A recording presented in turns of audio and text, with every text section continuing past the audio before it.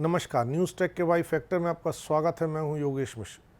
Sudan को लेकर के इन दिनों दुनिया भर में बहुत चर्चा है।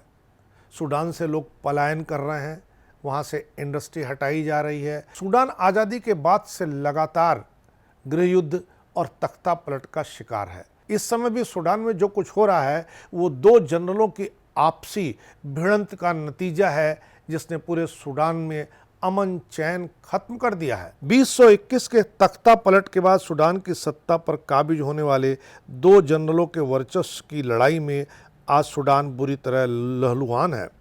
ये दोनों जनरल हैं सूडान के सेना प्रमुख अब्देल फतह अल बुरहान और उनके डिप्टी मोहम्मद हमदान दागलो। दागलो सूडान की ताकतवर अर्धसैनिक बल रैपिड सपोर्ट फोर्सेस यानी RSF के प्रमुख हैं। इन दोनों जनरलों के बीच लड़ाई का मुख्य कारण सिर्फ यह है कि आखिर सूडान को कौन कंट्रोल करेगा। दरअसल सूडान और मिस्र पहले ब्रिटेन के शासन के अधीन थे। 1952 में मिस्र की क्रांति ने राजशाही को गिरा दिया। पूरे मिस्र और सूडान से ब्रिटिश सेना की वापसी की मांग की गई। मोहम्मद नगुइब इस क्रांति के दो सहनेताओं में से एक थे। वे मिस्र के पहले राष्ट्रपति बने।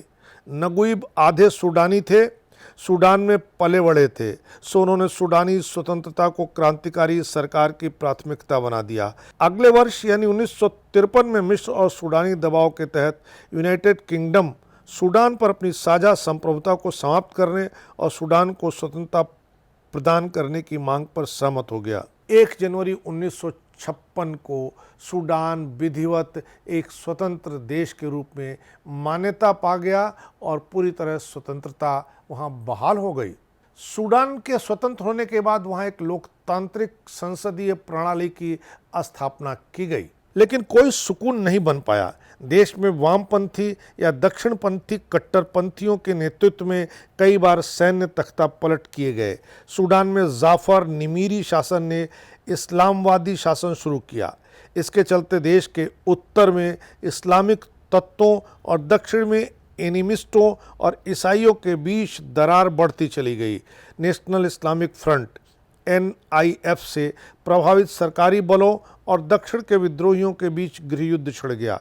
दक्षिण के विद्रोहियों में सबसे शक्तिशाली गुट था सूडान पीपुल्स लिबरेशन आर्मी, जिसे SPL भी कहते हैं।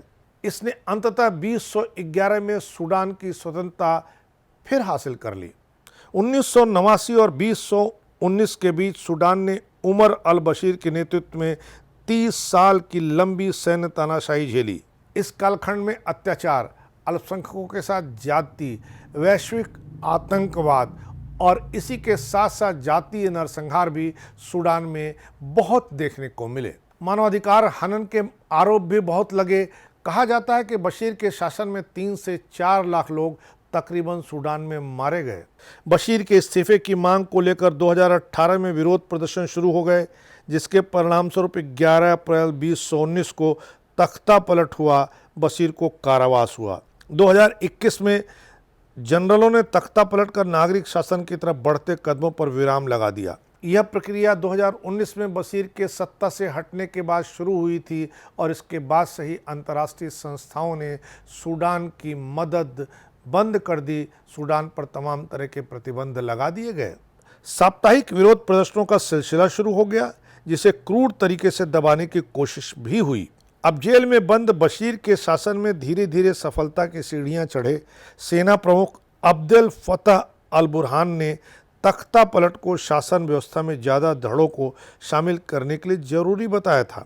दूसरी ओर जनरल दागोलो ने बाद में तख्ता पलट को भूल बताया, जो बदलाव लाने में कामयाब रहा और बशीर की सत्ता के बचे खुचे लोगों को दोबारा शासन व्यवस्था में मजबूत कर गया। RSF का गठन पूर्व तानाशाह राष्ट्रपति उमर अल बशीर के शासनकाल के दौरान 2013 में हुआ था। इसमें ज़्यादातर जंजावीड मिलिशिया के लोग थे। इन्हें बशीर की सरकार ने दारफुर में विद्रोह को कुचलने और गैर अरब जातीय अल्पसंख्यकों के खिलाफ इस्तेमाल किया। 2013 में बशीर ने जंजावीड को एक अर्ध संगठित अर्धसैनिक बल के रूप में बदल दिया। दक्षिण दारफुर में एक विद्रोह को कुचलने के लिए इस बल के लोगों को सैन्य रैंक से नवाजा गया। इन्हें यमन और बाद में लीबिया में भी युद्ध लड़ने के लिए भेजा गया। आरएसएफ ने खार्तूम में सैन्य मुख्यालय के सामने आयोजित एक शांतिपूर्ण धरने को तितर-बितर कर दिया, जिसमें सैकड़ों लोग मारे गए, दर्जनों अन्य लोगों के साथ बलात्कार किया गया। जंजावीड़ मिलिशिया पर युद्ध अपराध के आरोप लगे। 2021 में दोनों जनरलों के साथ मिलकर बशीर का तख्ता पलट कर दिया था। तब जो करार हुआ था उसमें आरएसएफ को नियमित सेना में शामिल करने की बात थी। इसी को लेकर दोनों जनरलों में इतना मतभेद हो गया, जिसका नतीजा सबके सामने आज है। दोनों जनरल एक दूसरे पर हमले करने और प्रमुख ठिकानों को अपने कब्जे में होने का दावा करते हुए नहीं थक रहे हैं। इसके लिए वे लोग न केवल अपनी शक्ति का इस्तेमाल कर रहे हैं, बल्कि तमाम तरह के अस्त्र शस्त्र का भी इस्तेमाल किया जा रहा है, चाहे उसमें कितने लोगों की भी जान चली जाए। सूडान लाल सागर, साहेल क्षेत्र और हार्न ऑफ अफ्रीका की सीमा से लगे एक अस्थिर क्षेत्र में है।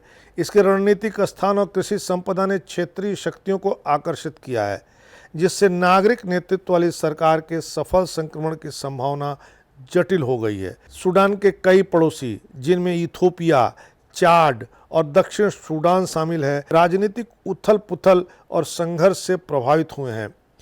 इथोपिया के साथ सूडान के संबंध विशेष रूप से उनकी सीमा के साथ विवादित खेत सहित मुद्दों पर तनावपूर्ण रहे हैं। सूडानी शरणार्थी हाल की लड़ाई से पड़ोस में भाग गए हैं। सूडान में प्रभाव के लिए जूझ रहे रूस, अमेरिका, सऊदी अरब, संयुक्त अरब अमीरात और अन्य शक्तियों के साथ प्रमुख भू राजनीतिक आयाम भी चल रहे हैं। सऊदी और संयुक्त अरब अमीरात ने सूडान के संक्रमण को क्षेत्र में इस्लामवादी प्रभाव के खिलाफ पीछे धकेलने के अवसर के रूप में देखा है। वे अमेरिकी और ब्रिटेन के साथ एक क्वाड बनाते हैं, जिसने संयुक्त राष्ट्र और अफ्रीकी संघ के साथ सूडान में मध्यस्थता को प्रायोजित किया है।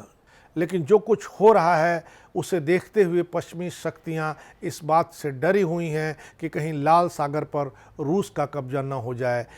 इस समय सूडान दुनिया के लिए बहुत चर्चा का सबब है। सूडान लोग छोड़ करके भाग रहे हैं, पर दोनों जनरल शांति और अमन चैन की ओर लौटने को तैयार नहीं है। इस बार इतना ही। अगली बार फिर मिलेंगे किसी नए सवाल पर नए ढंग से बात करने के लिए। तब तक के लिए नमस्कार।